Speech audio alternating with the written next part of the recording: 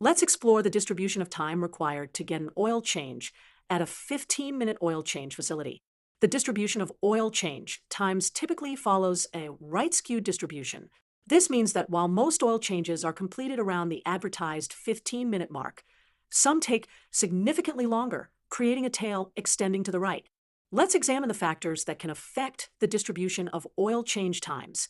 Under ideal conditions, with an experienced technician and no complications, the service takes about 15 minutes. However, several factors can extend the service time. These include vehicle complications, multiple customers ahead in line, new or training technicians, and required additional services. During peak times like lunch hours or weekends, the distribution tends to shift right and become more spread out as waiting times increase. During off-peak times like early mornings or late afternoons, the distribution tends to be more concentrated around the 15-minute mark as there are fewer delays. Understanding this distribution has practical implications. Customers can plan their visits during off-peak hours for faster service, while the facility can adjust staffing levels based on expected peak times.